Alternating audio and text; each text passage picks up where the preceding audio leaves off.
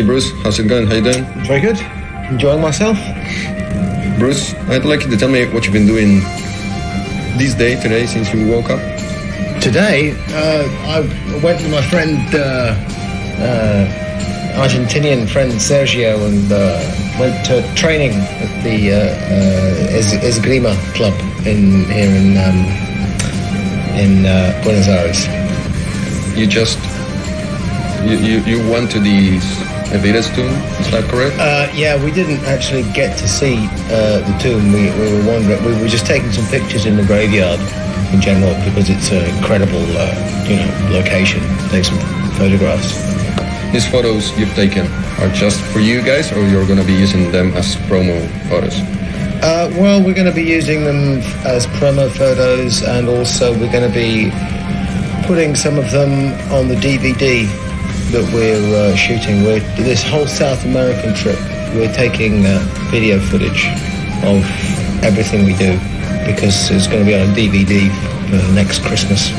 Bruce, it's been a while right now since you've been back in Maiden, so I'd like you to tell me what can you tell me about the expectations that you had before joining them, and now a couple of years after that, did you actually do what you wanted to do? Did you do something different that you expected to do? You know what I mean?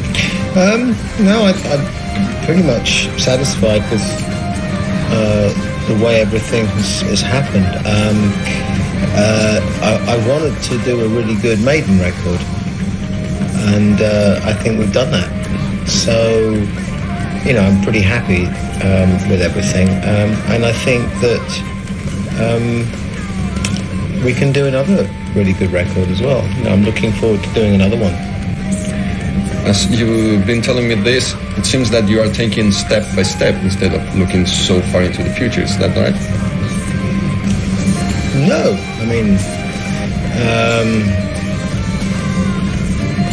we're going to make another record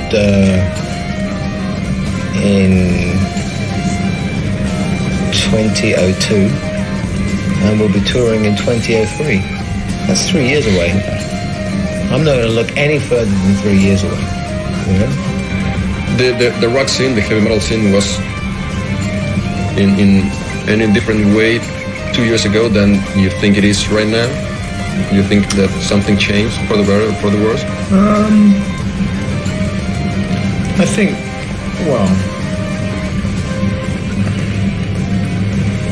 I think music in general is becoming more diverse, and there are less bands around who are going to last much longer than 2 or 3 years. Maiden is one of the last bands, I think, who can have a 20-year career, 25 years actually. And so I think that makes Maiden really almost unique amongst many of the bands. The only other bands I can think of are like U2 and the Rolling Stones and bands like that. And so Maiden is pretty unique in that it has this long career. So the way the music scene isn't that important to Iron Maiden, because Iron Maiden is really separate to the way the pop music scene is. This thing that you are telling me, do you think it's because of the bands, of the artists, or because of the business side of it that made bands to disband before these long careers as men? It's a mixture of both. I think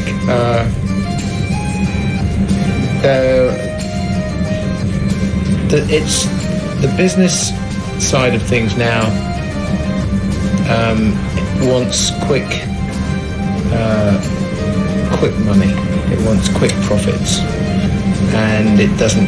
The music industry, as it is now, is not interested in having a band make 4 albums, 5 albums, 6, 7 albums. It wants to make 1 album, make a lot of money, make 2 albums, make a bit, then get rid of them, something else.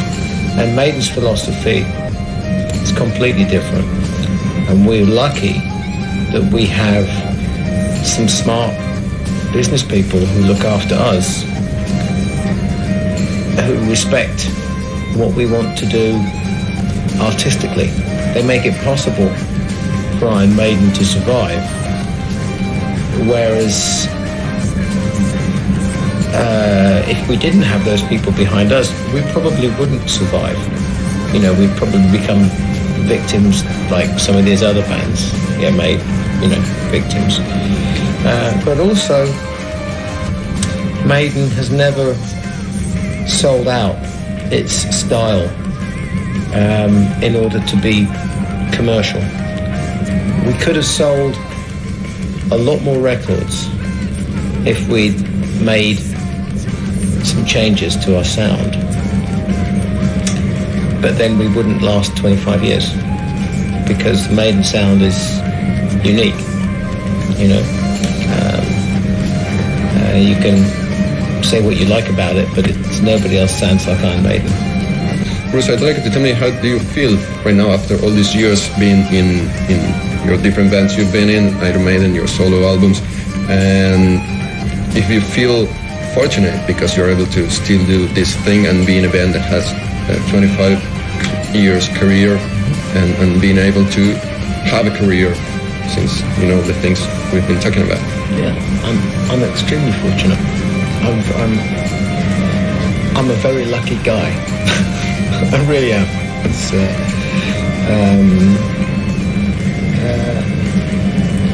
you know, especially because I've been, you know, leaving in '93, coming back 6 years later. Everything gets really big, and Iron Maiden is back, and all that stuff, you know, and having a successful solo career as well in between. Yeah, I'm a lucky guy. I mean, you know, I work extremely hard at being a lucky guy, but nevertheless, you know, I'm very happy at, you know, what's happened.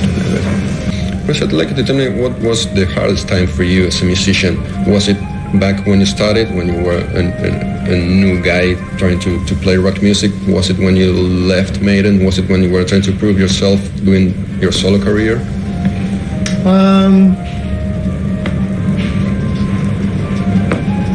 Yeah, I think the hardest time is, I think, about 94, 95 for me, with the Skunk Works record. That was a very tough time for me.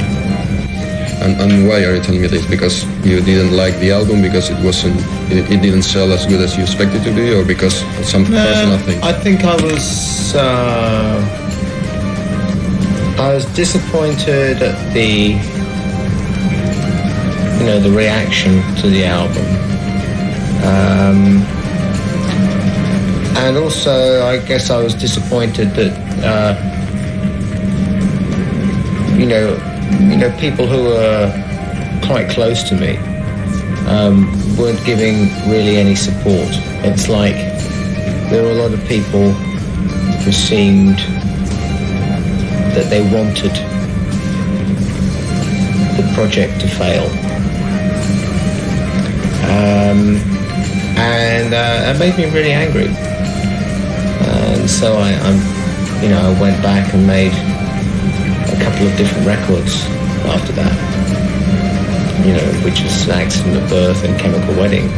Really is a kind of a, hey, fuck you to people, and it was good. Actually, Accident of Birth was like that. Chemical Wedding was something different. Chemical Wedding was probably, to me, is one of the best records I've ever made.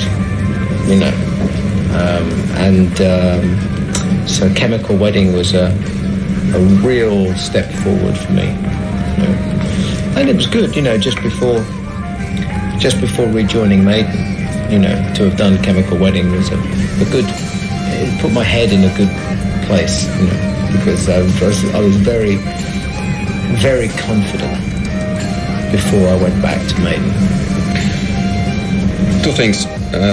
Did you feel the need to prove yourself, as you said that you felt very confident after Chemical Wedding to go back to Maiden? And I'd like you to tell me how, maybe you've told this story many times, but I'd really like you to tell me, how were you feeling yourself when you were alone about making the decision to go back to Maiden? Did you do it just by yourself? Was it something that was being discussed with, I don't know, the rest of the guys, your family? I don't know. Oh, well, yeah, obviously I discussed it with my family, of course. To me, it seemed that there was no, oh my God. To me, Están trayendo la comida. wow. Hang on, this is. Yeah. Una enorme bandeja con cosas de plata. Okay. Oh yeah, it's huge. Simple sandwich, un churrasco con pan. Okay, thank you. Yeah, I mean, obviously, I discussed it with my family, and for myself, I was part of me was a little sad at leaving, Chemical Wedding, and had, I mean, just down here in South America, we just played, 25,000 people in Brazil, headlining as a solo artist. I'm like, it's, I'm going to give that up. And yes, I'm going to go back with Iron Maiden, and now we're going to play to, 350,000 people with Iron Maiden. But still, because my solo career, I made it. Me and Roy and all the other guys, we made it out of really nothing. And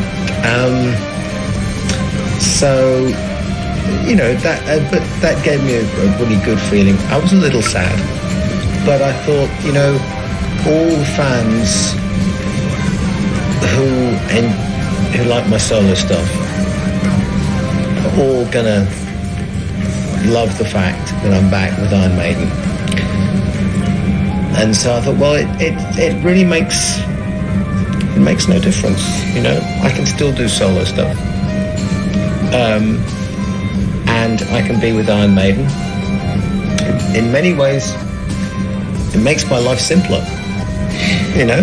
I can relax, chill out, So that's the way I thought about it, This is something which is going to make everybody happy. It's something which is going to make my life simpler, easier, and it's something where I can have a great time. I mean, when we did the Ed Hunter tour, it was great. It was like being on holiday, but singing every night. It was amazing. I loved it, Okay, Bruce, this is going to be the last one, so you'll be able to eat my sandwich. Yo! And I'd like to tell me if you enjoy the power that means being in Iron Maiden in front of these many thousands of people. This is like a privileged situation, a powerful one. Yeah, you're right, it is. But there's two things I think you have to remember.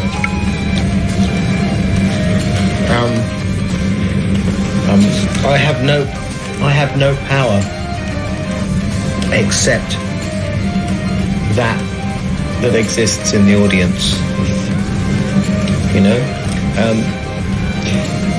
When I ask the audience to do something, or we're singing together or whatever, it's because they want it to happen. So it's almost like it's an illusion of power. And when I first started, I thought it was something to do with, when I was 20-something years old. I thought it was something to do with me.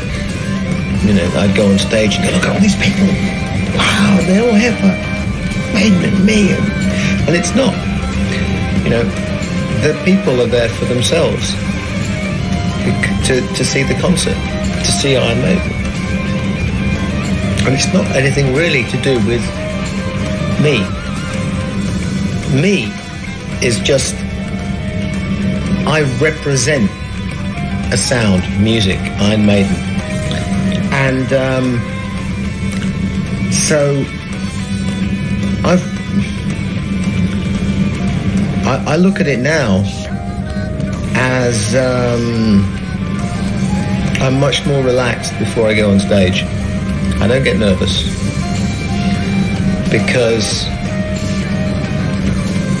I concentrate